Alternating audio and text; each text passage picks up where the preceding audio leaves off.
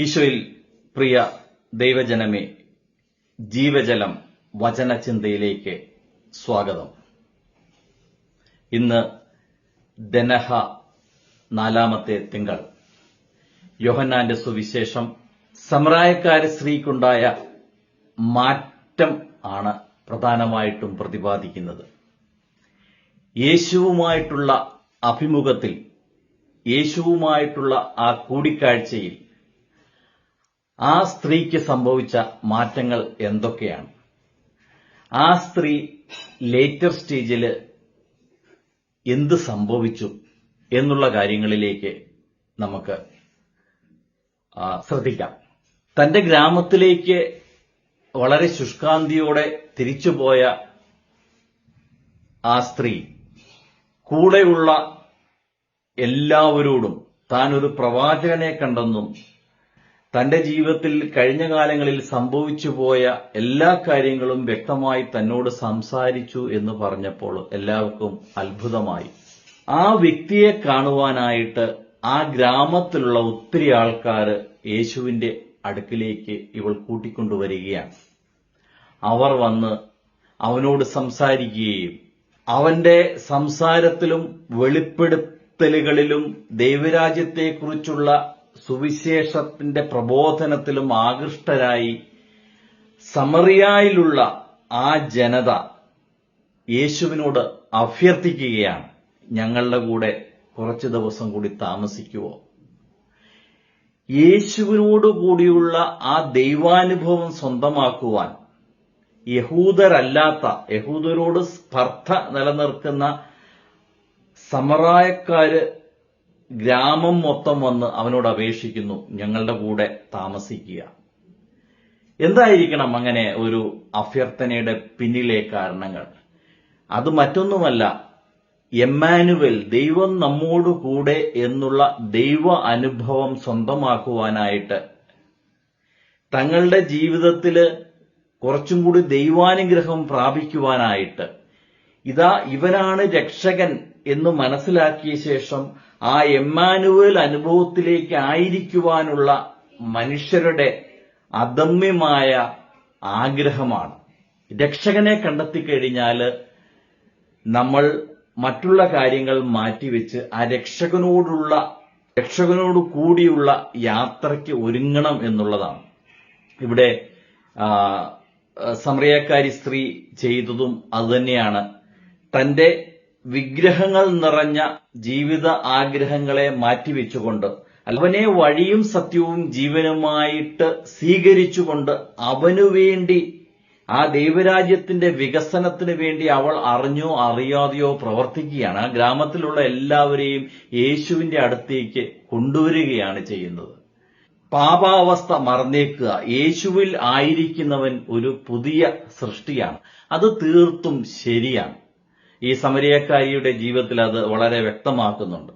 പാപഭംഗിലമായ വിഗ്രഹങ്ങൾ നിറഞ്ഞ തന്റെ ജീവിതത്തെ അവളൊന്ന് ഉടച്ചു വാർത്ത് രക്ഷകനെ കേന്ദ്രീകരിച്ചുകൊണ്ട് ഒരു പുതിയ ജീവിതം അവള് തുടങ്ങിവെക്കുകയാണ് ചെയ്യുന്നത്. കർത്താവിനോടുകൂടി കർത്താവിന്റെ സാക്ഷിയായി മാറത്തക്ക രീതിയിൽ അവള് സ്വന്തം ജീവിതത്തെ അങ്ങ് മാറ്റിയെടുക്കുകയാണ്. ഒരു കർത്താവുമായിട്ടുള്ള അഭിമുഖം വരുത്തിവെച്ച ഒരു വളരെ വലിയൊരു ചേഞ്ചാണ്. ഒരുപക്ഷെ വിശ്വാസികളായ നമ്മളെ സംബന്ധിച്ചിടത്തോളം ഇങ്ങനെ ഒരു എൻകൗണ്ടർ നടക്കുന്നുണ്ടായിരിക്കാം. പക്ഷെ നമ്മൾ അങ്ങോട്ട് വിട്ടുകൊടുക്കുന്നില്ല. നമ്മൾ കുറെയൊക്കെ കാര്യങ്ങളെ, കുറെ വിഗ്രഹങ്ങളെ, ധനമാകുന്ന വിഗ്രഹങ്ങളെ, അല്ലെങ്കിൽ അധികാരമാകുന്ന വിഗ്രഹങ്ങളെ, അല്ലെ ജീവിത സൗകര്യങ്ങളാകുന്ന വിഗ്രഹങ്ങളെ, അതുമല്ലെങ്കിൽ നമ്മുടെ വ്യക്തിപരമായിട്ടുള്ള ഉള്ളിലെ ഹൃദയാഭിലാഷങ്ങളെ ഒന്നും നമ്മൾ തച്ചുടയ്ക്കുവാനോ ആ വിഗ്രഹങ്ങളെ ഒന്നും വിട്ടുകൊടുത്ത് കർത്താവിന്റെ കൂടെ പോകുവാനോ നമ്മൾ ആയിരിക്കുന്നില്ല എന്നുള്ളതാണ് ഒരുപക്ഷെ ആ എൻകൗണ്ടറിന്റെ തീവ്രത നമ്മളുടെ ജീവിതത്തിൽ കുറയ്ക്കുന്നത്. പൗലോസ്ലീഹ നമ്മളോട് ലേഖനത്തിലൂടെ പറയുകയാണ്, ഞങ്ങൾ ക്രിസ്തുവിന്റെ സ്ഥാനപതികളാണ്.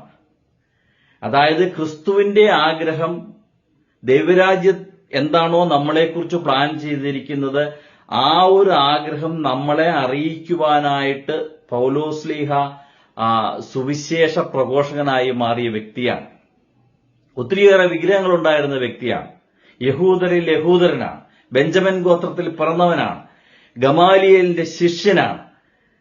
അങ്ങനെ ഒത്തിരി വിഗ്രഹങ്ങള്, ഒത്തിരി കാര്യങ്ങള് താലോലിച്ച പേഴ്സണലായിട്ടുള്ള അംബീഷൻ ഉണ്ടായിരുന്ന വ്യക്തിയായിരുന്നു പൗലോസ്ലീഹ. എന്നാൽ ഡമാസ്കസിലേക്ക് പോകുന്ന വഴിയിൽ ക്രിസ്തുവുമായിട്ടുള്ള എൻകൗണ്ടറിന് ശേഷം ആ വ്യക്തി ജീവിതം പാടെ ഉടച്ചു വാർക്കപ്പെടുകയാണ് ചെയ്യുന്നത്. അതിനുശേഷമാണ് ക്രിസ്തുവിനെ പ്രഘോഷിക്കുന്ന വ്യക്തിയായിട്ട്, ഒരുപക്ഷെ ശിഷ്യന്മാരെക്കാളും അപ്പസ്തോലന്മാരെക്കാളും എല്ലാം ഉപരി താൻ അനുഭവിച്ച ക്രിസ്തുവിന് വേണ്ടിയുള്ള തീഷ്ണമായ ആ പ്രേക്ഷിത ചൈതന്യത്താൽ ജ്വലിക്കുന്ന ഒരു വ്യക്തിയായി പൗലോസ്ലീഹ മാറിയത് നമ്മൾ കാണുന്നുണ്ട്. ഈ സമരായക്കായ സ്ത്രീക്കും അത് തന്നെയാണ് സംഭവിച്ചത്.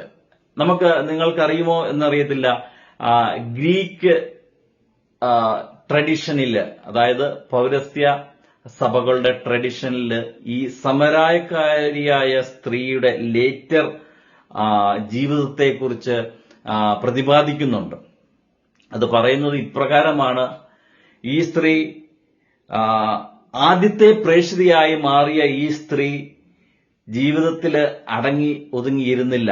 ഒരുപക്ഷെ ചില ധ്യാനങ്ങളൊക്കെ കൂടി, ചില എക്സ്പീരിയൻസ് ഒക്കെ ഉണ്ടാകുമ്പോൾ നമ്മൾ ഒരാഴ്ചയോ 2 ആഴ്ചയോ 1 മാസമോ അല്ലെങ്കിൽ 6 മാസമോ അല്ലെങ്കിൽ 1 വർഷമൊക്കെ വലിയ തീഷ്ണതയോടെ നമ്മൾ ചെയ്ത ശേഷം പിന്നെ അങ്ങ് സബ്സൈഡ് ചെയ്യുന്ന ആ ഒരു കാര്യങ്ങളൊക്കെ നമുക്ക് സുപരിചിതമാണ്. എന്നാൽ ഈ സ്ത്രീ കൂടുതൽ തീഷ്ണതയോടുകൂടി ദൈവരാജ്യത്തിന് വേണ്ടി, ക്രിസ്തു കാണിച്ചു തന്ന ആ സുവിശേഷത്തിന് വേണ്ടി ജീവിതം മാറ്റിവെക്കുകയും നീറോ ചക്രവർത്തിയുടെ കാലത്ത്, ഏറ്റവും ക്രൂരനായ നീറോ ചക്രവർത്തിയുടെ കാലത്ത് രക്തസാക്ഷിയാകുകയും ചെയ്തു എന്നാണ് ഗ്രീക്ക് ട്രഡീഷനിൽ പറയുന്നത്.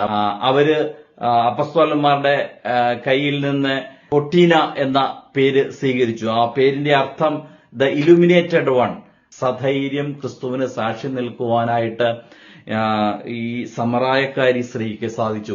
നമുക്ക് എന്തുകൊണ്ട് ഇങ്ങനെ വ്യക്തിപരമായിട്ടുള്ള ഒരു ജീസസ് എൻകൗണ്ടർ സാധ്യമാകുന്നില്ല എന്നുള്ളതാണ്.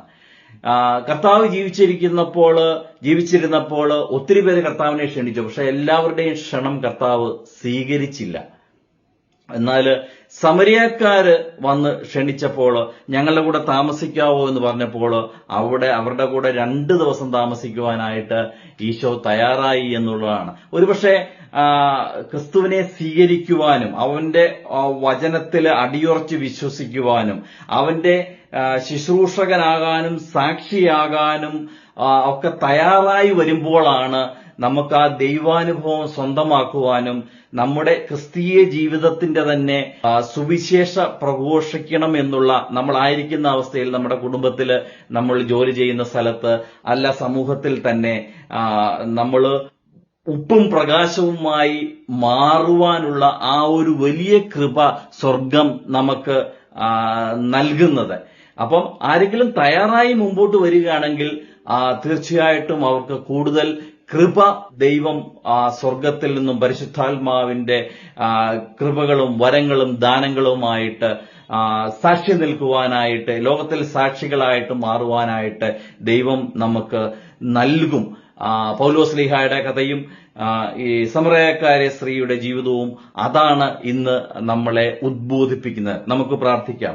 നല്ല ഈശോയെ, നിന്റെ വചനം സ്വീകരിച്ചുകൊണ്ട്, നിന്റെ ആത്മാവിനെ സ്വീകരിച്ചുകൊണ്ട് ഞങ്ങളുടെ ഈ ചെറിയ ജീവിതത്തിൽ നീ ആഗ്രഹിക്കുന്ന രീതിയിലുള്ള സാക്ഷ്യ ജീവിതം നൽകുവാനായിട്ട് ഞങ്ങൾക്ക് നീ കൃപ നൽകണമേ. ഒരുപക്ഷെ ഞങ്ങളുടെ കഴിഞ്ഞ കാല ജീവിതത്തിൽ ഒത്തിരി വിഗ്രഹങ്ങൾ നിറഞ്ഞ, ഒത്തിരി അടിമത്വം നിറഞ്ഞ, അന്ധകാരം നിറഞ്ഞ, ആരുടെയും മുമ്പിൽ പ്രകാശിപ്പിക്കുവാൻ പറ്റാത്ത തരത്തിലുള്ള ഒത്തിരി ആധിപത്യങ്ങൾക്ക് ഞങ്ങളെ തന്നെ അടിമപ്പെടുത്തിയിട്ടുണ്ടാകാം. പക്ഷെ ഇന്ന് നീയുമായിട്ടുള്ള ആ ഒരു എൻകൗണ്ടറിൽ ഈ വിഗ്രഹങ്ങളെല്ലാം ഉടച്ചുകൊണ്ട്, ദൈവമേ, നിന്നെ യഥാർത്ഥത്തിൽ ഫോളോ ചെയ്തുകൊണ്ട് യഥാർത്ഥ ക്രിസ്ത്യാനിയായി, യഥാർത്ഥ ശിഷ്യനായി മാറുവാനായിട്ട് ഞങ്ങൾക്ക് നീ കൃപ നൽകണമേ എന്ന് ഞങ്ങൾ പ്രാർത്ഥിക്കുന്നു.